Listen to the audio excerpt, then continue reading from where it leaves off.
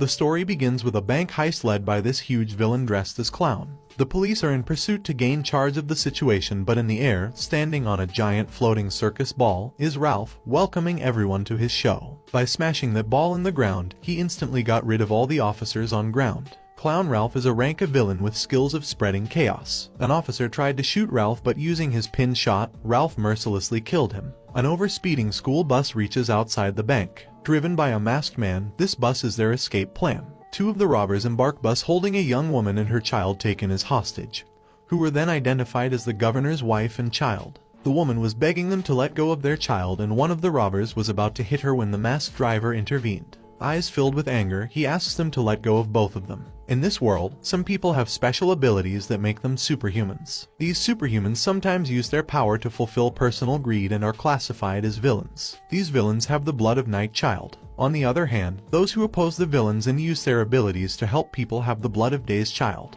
These people are called psychers. The robber tries to attack Masked Man and he easily defeats them and throws one of them out of the bus just as Ralph was about to step one. This Masked Man reveals his face and turns out to be an S-rank psyker with flame skill named Cashin Lee. Ralph is terrified to see Cashin in front of him as he was defeated by him a year ago too, but he managed to escape. With a strong and a bit scary smile on his face, Cashin warns Ralph, and this time he is going to burn every one of them. The scene shifts to a news channel that is reporting about the bank heist and that even though the robbery attempt failed, Cashin is being criticized for using brutal force by Commission of Human Rights. Cashin is now subjected to penalty and the issue is forwarded to LAMPAS, the National Psycher Organization. Cashin is called to the Washington branch of LAMPAS by Tuppence Schiller, an S-rank lady psycher with light skill. In her office, she criticizes Cashin on acting rashly, which resulted in public defamation, and Ralph also managed to escape. Again, Cashin still sees nothing wrong in what he did and tried to justify himself. Acting carelessly in presence of hostage made the matters worse for Cashin, and he was advised to act like a psycher and not villain. He was put under probation for not making the right decision and being full of himself. Cashin leaves the office of Schiller, also known as the Steel Tower Witch, and thinks to himself how Jeff managed to be best friends with such a rude person. His phone starts to ring and it's a call from Jeff, who asks him to immediately come see him in Rhodes, Greece. Cashin takes the earliest flight, and upon reaching Rhodes, he waits for Jeff in a cafe, thinking how it has been 6 months since they last met. Jeff was like his brother from their days together in the HC orphanage. Jeff could make dummies and move them with his skill as if the dummies were alive. Cashin used to idolize Jeff and they mostly spent time together until Cashin moved to America. The cafe closed and Jeff hasn't shown up yet nor picking up the calls. Just when Cashin was about to leave, he heard someone call him from behind. As Cashin turned around, he was shocked. It was Jeff, injured so bad that he could hardly stand. Before Cashin could ask any detail, he handed a necklace to him and asked him to leave immediately. All confused, Cashin takes out his phone to call the ambulance, but before he could do so, he saw someone approaching them. Jeff pushes him away and tries to attack the masked person approaching them, but with one slash of his sword, that man beheaded Jeff right in front of Cashin. Smeared with frustration, Cashin chases the killer to a cliff at Seaside where Cashin had him cornered. Cashin asked him why and on whose orders he did that. No matter what answer he gets, Cashin was determined on burning him to death. The man removed his mask and he was not a villain but an S-rank psycher, Jack. Cashin did not expect a familiar face behind the mask. Jack told him that the reason Jeff was killed was because he was a traitor and he killed his comrade. His allegation was backed by another person who appeared from Cashin's behind. This person was Leela, an S-rank psycher with ice skill, who told him that there were evidence and chief executives of LAMPAS also confirmed it, and that Cashin was also being suspected. Jeff had never killed anyone in 10 years, so Cashin did not buy their story, proceeded to attack them, landing a strong punch on Jack that he barely dodged. Cashin was easily taking on both of them until one of the two other psychers that Leela warned about took action and sniped Cashin. Refusing to surrender, Cashin made a fire blast as diversion and jumps in the water. Unfortunately, he was sniped again, and as he went deeper in the water, the bubbles start to fade out until everything turned black. The last thing Cashin saw was the necklace Jeff gave him, shining. The scene shifts and we see an unconscious boy with his face in the toilet, waking up. To our surprise, this boy is also wearing the same necklace Cashin had when he was drowning. This person is Cashin in someone else's body. The last thing he remembers was falling from the cliff, and now waking up in a younger high school boy's body has him all confused. He also has all the memories of this South Korean boy, Kwan Kang-woo, who was just bullied in the school washroom. Looking for answers, he hears a voice. This voice belongs to Moros, an ancient noble spirit that came out of his pendant. He was the one who saved him and brought him to Korea. He told Cashin that Jeff passed it on to him to protect him and that when he was killed, he was looking for the exterminator sword mark. This great sword was created during the war in the Age of Myth. Cashin denies to believe anything without proof even though Moros had to sacrifice half of his power to revive Cashin. Using Quan's phone, Cashin finds the article that stated Cashin was indulged in conspiracy to receive black money, and Lampas initiated an operation to assassinate him. It further stated that top-class psyker Cashin was successfully assassinated, but during the battle, Jeff Malik was killed by Cashin. Raging in anger, Cashin could not get a hold of his feelings and that awakened his new combat form.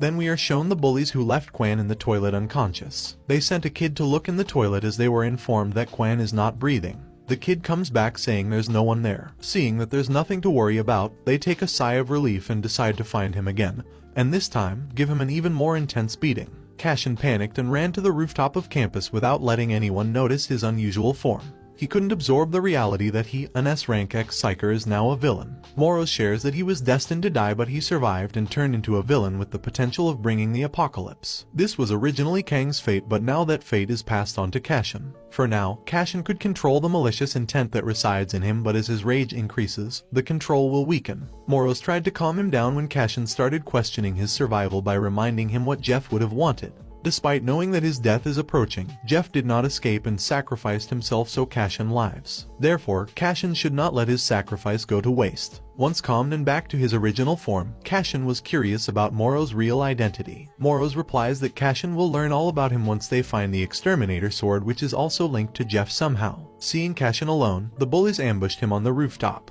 In the building on the other side was a trainee psyker Uchin Kim, with flame skill, walking in the corridor when he saw through window the bullies with a bat on the rooftop. His sharp intuition gave him the idea that something is wrong there. Meanwhile, the bullies were about to attack Cashin. Through Kang's memories, Cashin had already recognized them and was having no intention of going easy on them. Knowing how strong villains are, even in their human form, Cashin gives bullies a chance to run away and save themselves. This triggered them and one of them approaches Cashin, but before he could attack, Cashin knocks him down with a single punch. The one with bat rushes as well, but one punch and he fell unconscious too. Cashin tries to guide the third one with, who was the gang leader, to avoid bullying anyone in future, but he was one stubborn guy, therefore Cashin decides to knock some conscious into him. Cashin makes sure that this retarded guy does not fall in one hit, so he hits him in the stomach, twice. Barely able to stand, Cashin picks him up and as he was about to deliver the third blow, Uchin arrived. Cashin turns to him and using this window, the bully tried to attack from behind but receives a hard kick, and before Cashin could go on to teach him a lesson, Uchin tries to grab him. Cashin was already angry enough, so he attacks him as well, but Uchin blocks it and goes for a counter. Cashin dodges with a slight scratch on his face. Moros, who can only be seen by Cashin, warns him that Uchin is a trainee psyker, hence strong.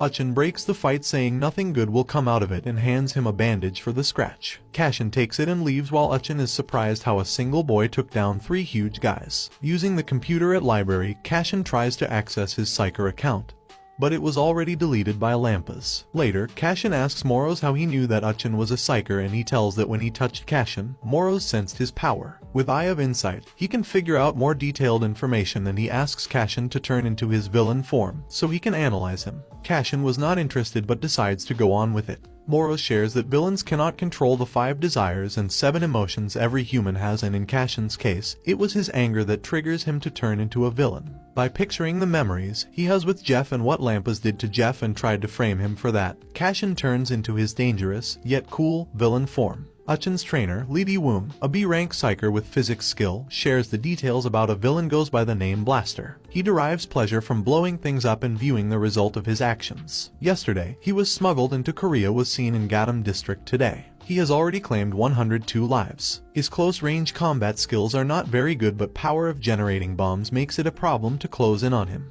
Uchin is very strict when it comes to villains and is determined that exterminating them is the only way to create a just society. Meanwhile, Moros is done with the analysis. Cashin is a catastrophic class villain with darkness attribute and has skills of shadow knives and self-healing. The latter instantly healed the scratch on his face. Each skill also has levels, so Cashin cannot regenerate his arm or leg until his skill has reached a certain level. There is a hidden skill as well that Cashin has not discovered yet. The 300 magic points were a disappointment to him as he had 1500 when he was a psyker. Moros adds that Cashin has potential of catastrophic class, not that he is at that level right now. To reach there, Cashin needs to train himself. Moros then shares that he cannot use Eye of Insight for more than 3 times a day. If done, he would have remained unconscious for half a day. Cashin then tested his shadow knife skills and succeeded in first try, which was shocking to Moros. Villains can design their own costume and weapons, so knives are not the only option. Later, Cashin decides to go this Quan guy's home who lived with his elder sister as both parents had died. Even though Quan was destined to become one of the greatest villains, he still held his sister very close to his heart and he was not meant to die if not for Cashin's survival, therefore he should take care of his sister. As he is walking, he heard an explosion from behind. Blaster has appeared and taken a mother and child as hostage in the building. Hearing that, Cashin rushes to their aid but Moros stops him saying that villains are not like the guys he fought on rooftop. They are much stronger, so Cashin plans to change to his villain form as well. However, fighting between villains is implicitly banned, therefore, if he attacks Blaster, he would not only be an enemy of Psychers and Lampas, but also to all the villains out there. Even then, Cashin denies letting Blaster have his way with the hostages. This takes Moro back to the time when Jeff told him that people often think of Cashin as a person with bad temper, but he has the kindest, most passionate soul. Moros chose Jeff and Jeff chose Cashin. Realizing this, Moros finally accepted Cashin's decision and offers to aid him while he is about to make all the villains out there his enemy. The building is ruined and on one of the top floors, Blaster, C-rank villain, had tied the hostages to chairs and was attaching bombs to them. Meanwhile, Uchin is waiting for his senpai at the gas station, looking at the wound on his arm that he received while blocking Cashin's punch. That's when he receives a call informing them that Blaster has appeared and they are required to immediately reach the scene. Blaster, on the other hand, attached bombs to the mother first and was about to blow her up when he noticed someone else's presence in the building. Blaster was ready to attack whoever appears, but Cashin was too fast for him, and he delivers a hard blow to his face. What Cashin did not notice was the bomb Blaster attached to him. Cashin rushed away from hostages as fast as he could. With another blast, panic grew among people. Seeing Cashin disappear from the scene, Blaster proceeds to continue what he was doing before. He charges up his left hand to blow up the mother, but in an instant, a shadow knife appeared and cut his arm right off. Screaming in pain, Blaster did not notice Cashin approaching. With a hard punch, Cashin has Blaster on floor. Blaster tries to attach another bomb to Cashin, but he was not going to fall for the same trick twice. He pins him down and delivers a hard punch right to his face. It's the end of this video. What? Like and subscribe for more videos.